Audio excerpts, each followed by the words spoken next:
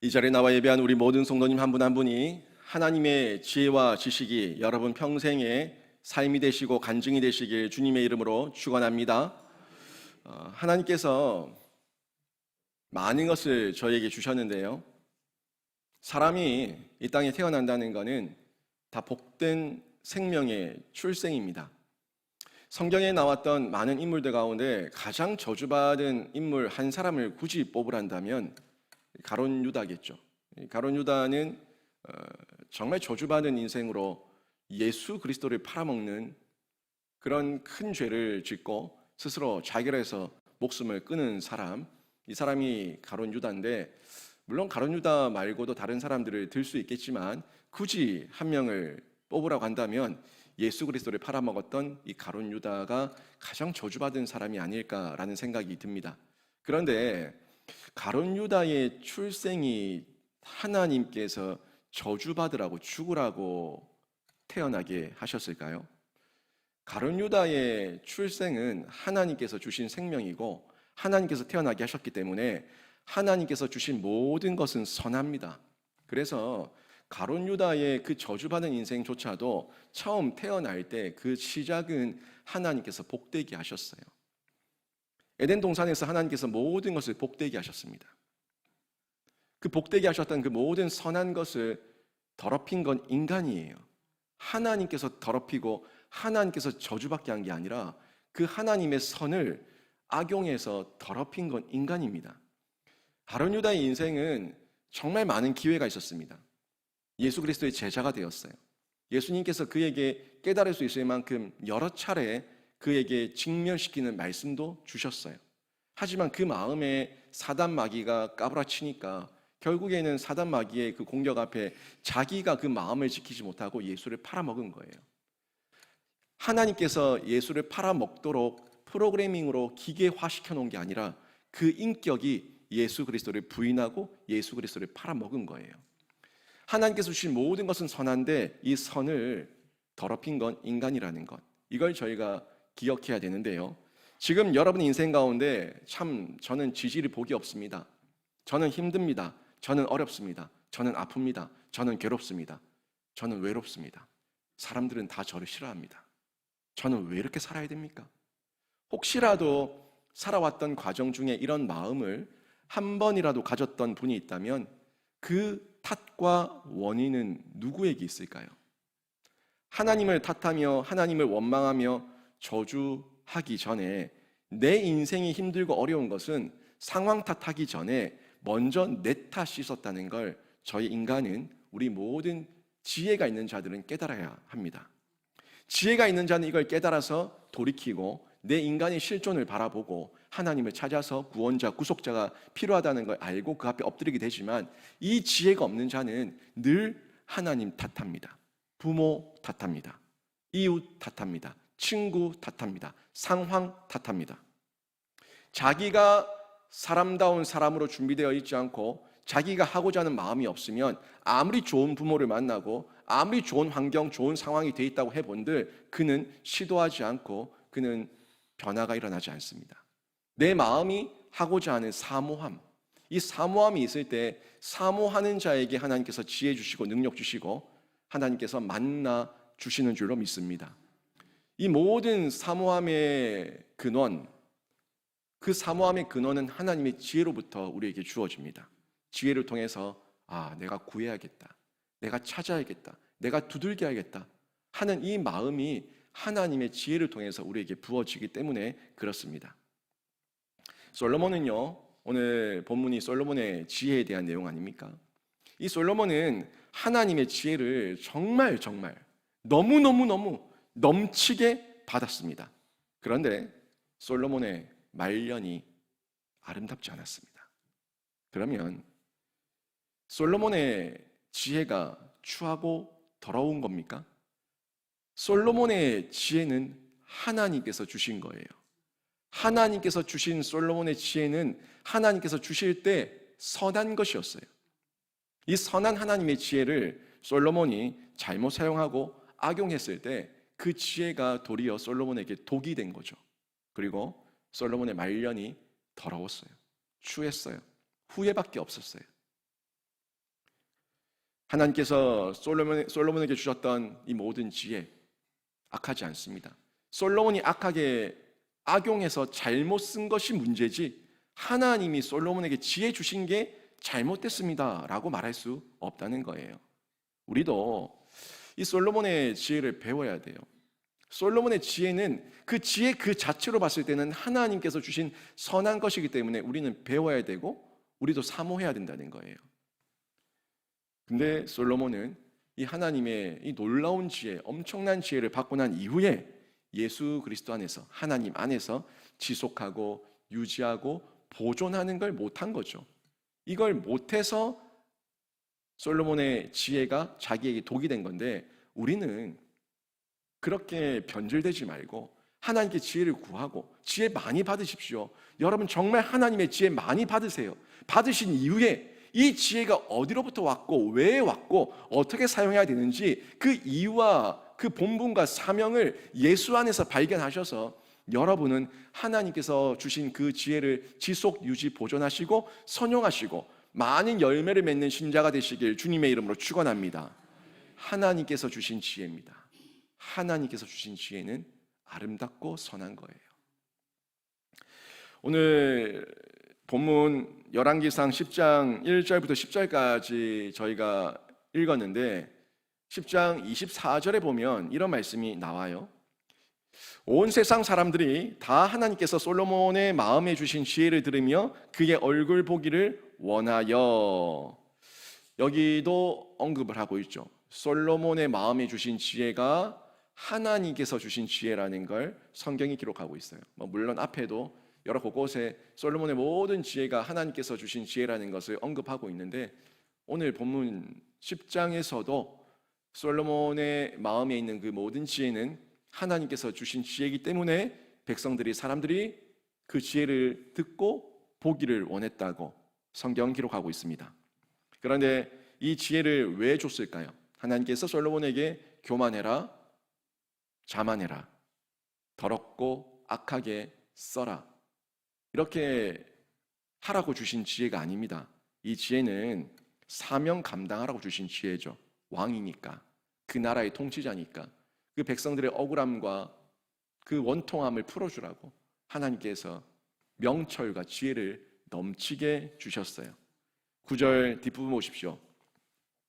여호와께서 영원히 이스라엘을 사랑하심으로 당신을 세워 왕으로 삼아 정의와 공의를 행하게 하셨도다 하고, 이게 스바 여왕의 고백이에요. 스바 여왕이 먼 나라, 다른 나라 왕이잖아요. 그가 와서 보니까 이때까지는 솔로몬이 공의와 정의를 행하고 있었거든요. 지혜가, 명철이 대단했거든요. 그러니까 이웃이 봐도 하나님께서 당신을 사랑하시고 당신을 왕으로 세우시고 당신에게 지혜를 줘서 정의와 공의를 행하게 하셔서 당신이 그 일을 하고 있다, 이걸 인정했다는 거예요. 결국 왕으로서 백성에게 좋은 왕이 되고 하나님을 드러내는 왕이 되고 정의와 공의를 실천하는 왕이 되라고 주신 지혜라는 것을 확인할 수가 있죠. 이 지혜는 자신만 아는 지혜가 아니라 모든 세상과 열방이, 주변 이웃들이 인정할 정도의 지혜라는 거예요. 잔꾀와 지혜의 차이입니다. 나에게만 유익이 되는 건 지혜가 아니라 잔꾀예요. 나에게만 편협한 좋은 것, 잔꾀예요. 하지만 이웃에게 유익이 되는 것, 다른 사람을 공의롭게 하는 것, 정의롭게 하는 것, 이게 지혜예요. 여러분, 머리가 팽팽팽 돌아가는 아이들을 볼 때 그 아이들의 속마음이 부모 눈에는 보일 때가 있죠. 왜? 부모는 산전수전 다 겪어봤기 때문에 이 아이가 지금 어떤 생각을 하고 있는지, 어떤 감정과 정서의 상태인지 어느 정도 파악을 합니다. 근데 아이는 엄마는 모르겠지 하고 장꾀를 팽팽팽 머리를 돌리고 있어요. 그게 장꾀라고요. 뒷단에는 지혜롭다고, 엄마가 속을 거라고, 아빠가 속을 거라고 생각하면서 머리를 막 쓰고 있는데 그게 장꾀예요. 지혜는 속이지 않습니다. 지혜는 거짓되지 않습니다. 지혜는 다른 사람을 유익하게 하고 다른 사람을 살립니다. 이게 하나님께서 주셨던 첫 번째 그 지혜의 용도예요. 근데 이 지혜를 장꾀 삼으면 결국에 그 말년이 솔로몬의 후예밖에 남지 않는다는 거죠. 6절 보십시오. 6절 보니 이렇게 말씀합니다. 왕께 말하되 내가 내 나라에서 당신의 행위와 당신의 지혜에 대하여 들은 소문이 사실이로다. 이것도 스바 여왕의 고백이에요. 내가 이런저런 소식과 소문을 많이 들었는데 내가 그 들었던 얘기는 절반도 못 된다. 정말 당신의 그 모든 소문이 거짓이 아니라 사실이다. 이렇게 인정을 하고 있는 거죠. 그만큼 솔로몬이 받은 지혜와 소문이 온 나라와 열방 가운데 두루 퍼져서 그 명성이 대단했다는 것을 알 수가 있습니다. 여러분, 복을 사모하십시오. 하나님의 복을 사모하십시오. 저는 이 땅에서 여러분이 유익을 얻고 물질과 재능과 건강과 자녀와 여러 면에서 두루두루 복을 받는 것, 그것도 복이라고 인정합니다. 성경은 그걸 인정하고 있어요. 그게 복이 아니라고 얘기하지 않습니다. 하지만 그 단면적인 복, 잠깐의 복에 매이지 말라는 걸 얘기하고 있고요. 영원한 복을 누릴 것에 대해서 요청하고 있는데, 근데 많은 사람들이 보면 사모함이 없다는 거예요. 사모함이 없을 때 기도의 제목이 없습니다. 기도의 제목이 없다는 건 결국 내 안에 사모함이 없다는 거고 하나님을 향한 기대가 없다는 거예요. 그리스도인들 가운데 기도 제목이 없다는 것은 굉장히 심각한 질병입니다. 그 영이 죽어가고 있다는 거예요. 아니, 이미 죽었을 수도 있어요. 그래서 기도 제목이 없는 거예요. 하나님을 향한 기대도, 하나님을 향한 사모함도 없다는 거예요. 여러분이 기도 제목이 두루두루 많아서 또 그 기도 제목이 두루두루 응답되어서 여러분이 사모한 만큼, 여러분이 찾은 만큼, 구한 만큼, 두들긴 만큼 하나님께서 주시는 넘치는 은혜를 받아 누리시기를 주님의 이름으로 축원합니다. 그 중에서도 하나님의 지혜를 사모하세요. 하나님의 지혜가 있는 자가 그 지혜를 통해서 부귀도 얻게 되는 거예요. 아무리 자녀에게 많은 부귀를 물려줘 본들, 그 아이가 어리석고 그 아이가 무지하고 그 아이가 사기당하기 딱 좋으면은 아무리 많은 걸 줘본들 그거 시간 문제예요. 날아가는 건. 지혜가 있으면 지금 없어도 모을 수가 있고 지킬 수가 있고 불릴 수가 있지만 지혜가 없으면 날아가는 건 한순간이에요. 그런데 하나님의 지혜를 사모하셔서 하나님의 지혜를 가지고 내 건강, 내 지식, 내 물질, 내 재능, 내 은사, 이 모든 것들을 선용할 수 있는 그런 하나님의 지혜가 있다면 얼마나 복됩니까? 얼마나 기대가 됩니까? 얼마나 이 마음 가운데 하나님께서 행하실 그 새 일에 대해서 희망과 능력과 은혜가 충만하겠습니까? 그런 지혜를 사모하시라는 거예요.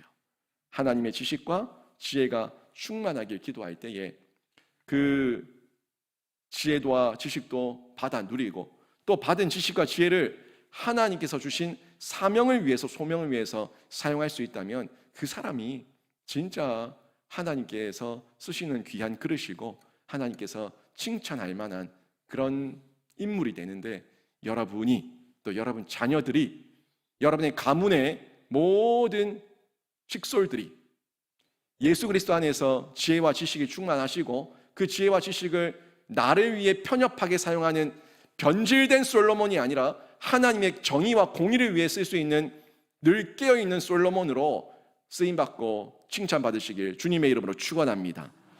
이렇게 하나님의 지혜를 받아 누릴 때에 하나님께서 부귀영화도 겸한 지혜를 허락하시는 거예요.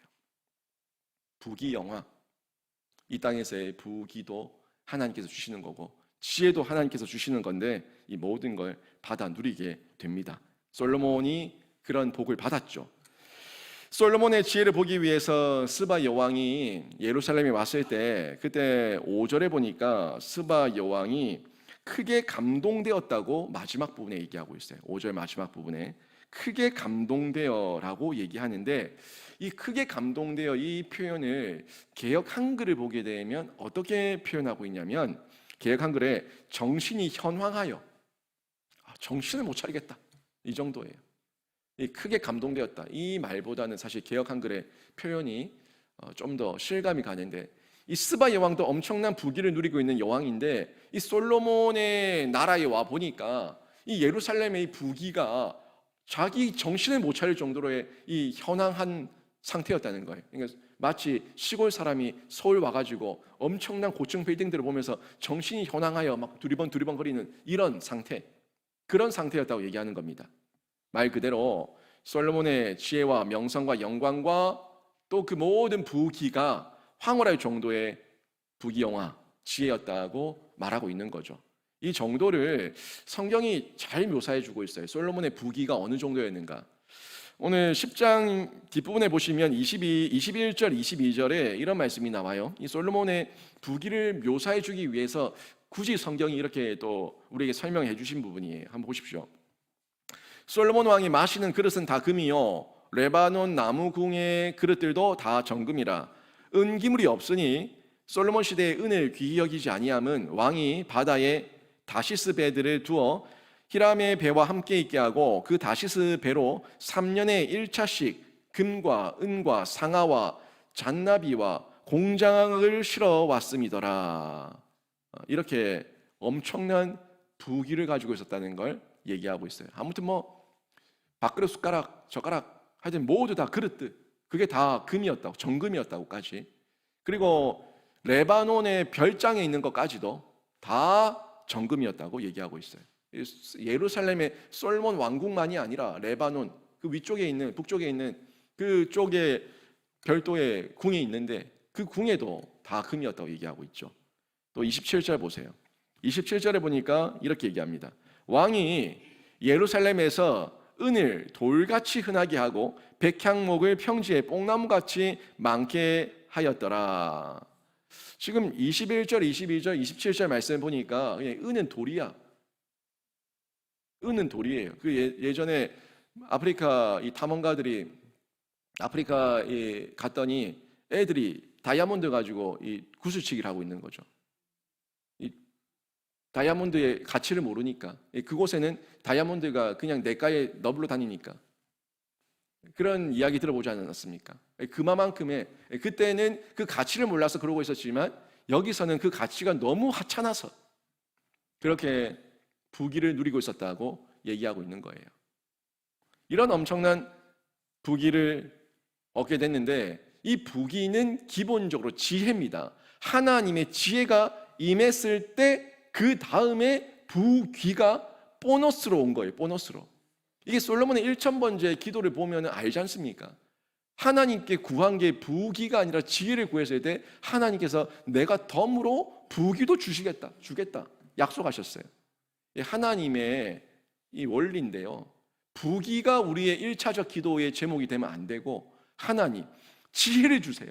제가 지금 우리 자녀가 지금 돈 없어도 상관없고 지금 뭔가 눈에 보이는 갑작스런 승진, 갑작스런 변화, 갑작스런 일확천금 그런 거 필요 없고 하나님께서 만나주시는 지혜, 하나님께서 인지하시는 지혜, 하나님께서 가르치시는 지혜, 하나님께서 늘 이끌어주시는 그 지혜가 있다면 그 모든 부귀는 그냥 덤으로 따라오는 거니까 이 지혜를 먼저 하나님께 구하고 하나님 앞에 엎드려야 된다는 거예요. 정말 우리 그리스도인들이 지혜의 복을 먼저 받아야 돼요. 하나님의 지혜가 있으면 총명이 있고 지식이 있고 삶에서 하나님의 부귀를 드러내고 그 부귀가 나를 위함이 아니라 공의와 정의를 위해서 하나님 나라를 위해서 흘러가는 통로로 쓰임받을 수 있기 때문에 장꾀를 부리며 자기 배를 채우는 그런 불량자가 아니라 정말 하나님의 지혜로 부귀가 하나님 영광을 위해 쓰여질 수 있도록 하나님 지혜를 먼저 주십시오. 이 복을 구해야 된다는 겁니다. 이런 말씀을 볼 때에 뭐 솔로몬의 지혜가 어떻고 저떻고 솔로몬의 부귀가 어떻고 저떻고 이런 성경을 볼 때에 뭐 성경 말이지 뭐 성경 말이니까 뭐 그렇지 뭐 나랑 상관없지 뭐 이렇게 받아들이면 그게 자기 신앙이에요. 자기 수준이에요. 성경 말씀이 이렇게 기록되어 있으면 이 말씀을 볼 때에 사모하는 마음이 생기고 사모하는 가운데 기도하는 마음이 생겨야 되는 거예요. 하나님, 솔로몬이 그 없던 자, 그 정말 밧세바의 소생, 목동 목동의 아들 솔로몬 아닙니까? 목동이 다윗이고 목동이 대왕이 되고 목동의 아들이 이렇게 또 왕위를 이어서 이렇게 엄청난 지혜와 부귀를 받게 되는데, 하나님, 제가 욕심으로서가 아니라 하나님의 사명을 위해서 이렇게 간구하오니 이 지혜와 이 모든 솔로몬의 은혜가 저에게도 임하기를 원합니다. 우리 자녀에게도 임하기를 원합니다 하는 마음으로 구할 때 하나님께서 구하는 자에게 응답하시고 구하는 자에게 문을 열어주실 줄로 믿습니다. 목동 다윗이요, 하나님을 사랑하니까 하나님께서 그의 순전함을 보시고 그에게 복을 베풀어 주셔서 대왕이 되게 하셨고, 이 목동의 아들도 솔로몬도 그가 구할 때에, 지혜를 구할 때에 하나님께서 부귀까지도 허락해 주셨다는 거예요. 근데 다른 거는 목동 다윗은 비록 연약함이 있고 부족함이 있었지만 대류가 하나님을 향해서 하나님을 위해서 살아갔지만, 솔로몬은 대류가 꺾여버렸어요. 대류가 완전히 하나님을 향한, 하나님을 위한 그 대류가 아니라 한과 자만으로 우상에게 마음이 꺾여버렸어요. 그래서 그 말년이 아름답지 못했는데 다윗처럼 지키면 됩니다. 구하시고, 제가 솔로몬처럼 변질되는 자가 아니라 하나님 앞에서 다윗처럼 끝까지 이 은혜를 지키는 자가 되게 해달라고 사모함으로 구하고, 하나님 앞에 엎드릴 때 하나님께서 그 모든 지혜도 주시고 하나님께서 부귀도 허락하셔서 하나님의 사람으로 더욱더 굳건하게 견고하게 세워주실 줄로 믿습니다. 먼저는 사모하라는 거예요. 기대하라는 거예요. 기도하라는 거예요. 구하지도 않고 사모하지도 않고 기도하지도 않고 일 없네 해버리는 건 정말 어리석은 거고, 사모하고 구하고 기도해서 받으면 정신 바짝 차리고 늘 하나님 앞에 매여 있고 다윗처럼 하나님 앞에 부르짖고 하나님의 사람으로 살아갈 수 있도록 지속 유지 보존, 이 은혜를 계속 간구해야 되는 거죠. 우리 솔로몬이 지혜 받을 때 그 첫 모습이죠.